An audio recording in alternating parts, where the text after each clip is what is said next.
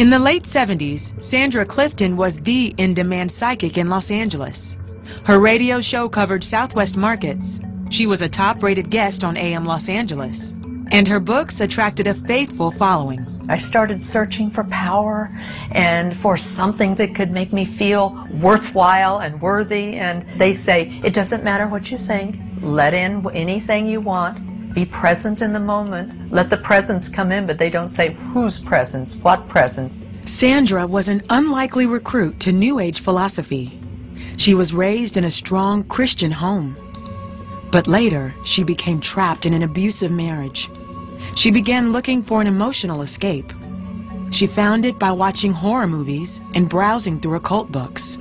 During that time in that marriage, I totally lost contact with the Lord. We dropped out of church. I did not pray.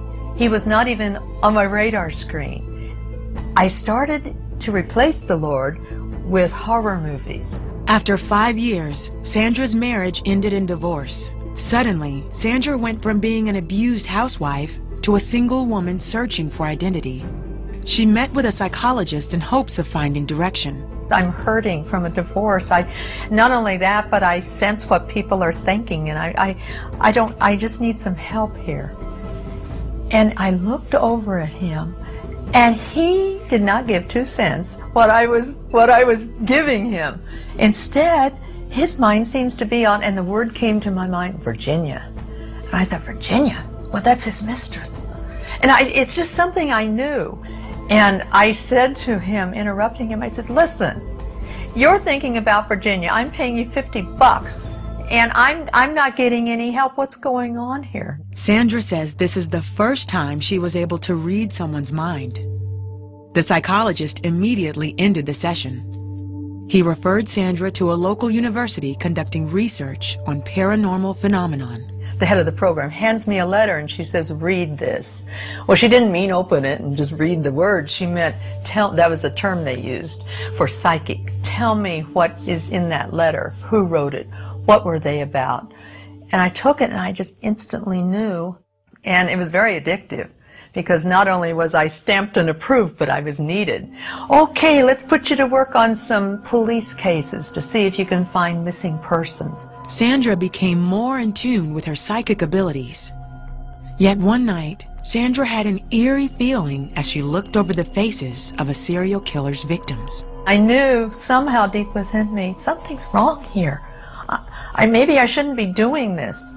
During that time, I kept searching. Who am I? What's going on? Why am I on this earth? Is it just to find dead bodies? Is it just to be tested in a lab like a rat? Sandra thought that delving deeper into occult research would provide the answers. Her psychic abilities went from a hobby to a career. She made regular television appearances and held conferences on the power of the mind. That's where she met her husband, Terry. And we thought we were doing good at the time. We thought, I love my wife. She's the only beautiful woman in the whole world, and I thought she was just doing wonderful things for people. The more TV shows I did, though, the more I realized I thought I had a mission. Oh, this is great. There's a big audience out there I can reach. And one of my messages was that you can be your own boss. She looked commanding on the outside, just like the message she conveyed. But on the inside, there was still something missing. As a speaker, when you're doing the circuits, you get your sort of a spiel going. So I said, hey, do you know how powerful you are? And all of a sudden, as I was to launch into my speech, teaching them mind power, I saw all around me a cone of light. It was so bright. And I heard a voice audibly, not just in my head, audibly. I recognized the voice. It was Jesus from my childhood. And he said, Sandra, do you know how powerful I am? Sandra regained her composure and finished her speech. Terry was in the audience and could tell that something had happened. For the first time, Terry and Sandra decided to pray to God together. We were just reaching out and saying, God, what is going on? We heard that still small voice of Jesus who said, Jesus. And it was as if a wind just rushed through our apartment. and we were both knocked to the floor. Really, literally knocked us off our couch, and for me, that was really a new experience. And we felt this incredible joy. It defied all explanation, because here we were, flat broke, hardly anything in the cupboard. I'm deciding to walk away from the major source of income. We knew it was God. We knew it was the Lord. And I tell you, it was like a 3-day-and-night honeymoon with Jesus. We didn't sleep. I don't even think we ate. That took care of that. But we were so happy. They packed up and moved to Boston in search of a new way of life. And there was this big sign that said, "Help Wanted." And baker and counter worker. And we thought, well, this is for us. Nowhere else to go.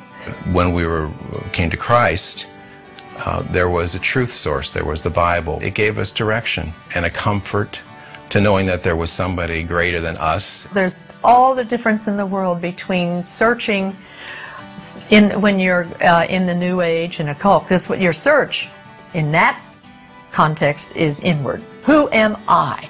What is my role in the universe? And when you come to Christ, suddenly it becomes important for you to find out who He is, and from it then you find out who you are. It's no longer a dog and pony show where you have to prove that you're the greatest thing with a bag of chips in your hand. When you come to Christ, there's that peace He offers you. I'll take care of it. Sandra recently finished her book, From New Age to New Life. In it, she shares her journey of finding truth in Jesus Christ. We were going through some pictures from way back when, and I thought, oh, if I were God, I would have just gone, get rid of those two. But He didn't. Even though at the time we were so self-involved, but He worked with us, and I'm convinced nobody is impossibly lost. My favorite Bible verse is that you are complete in Him who's the head of all principalities.